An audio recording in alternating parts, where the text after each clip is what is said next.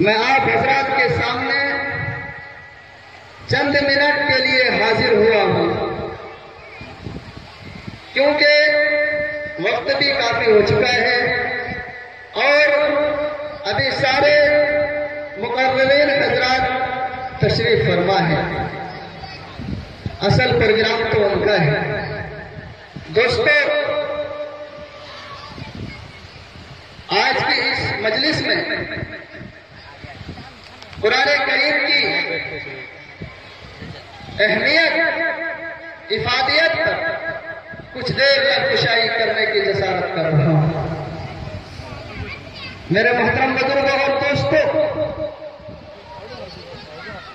اللہ تبارک و تعالیٰ نے قرآن کریم میں ارشاد فرمایا، اِنَّا نَحْنُ نَزَّلْنَا الذِّكْرَ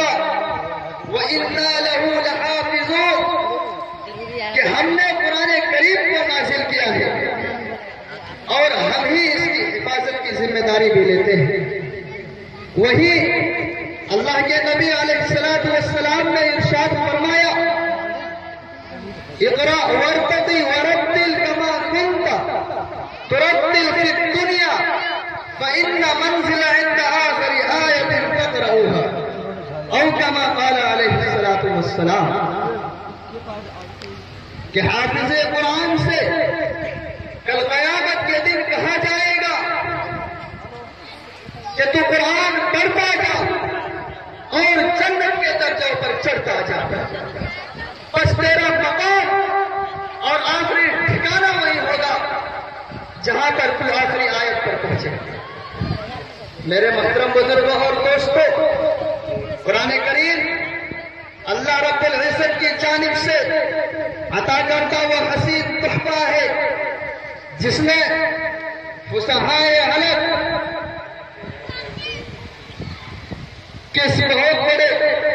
زبان درازی کرنے والوں نے گھٹنے ٹیک دیے۔ وہ عرب قوم جن کو اپنی فصاحت پر ناز تھا، وہ عربی کلام ایسے پیش کیا کرتے تھے کہ ان کا کوئی مثل نہیں ملتا، لیکن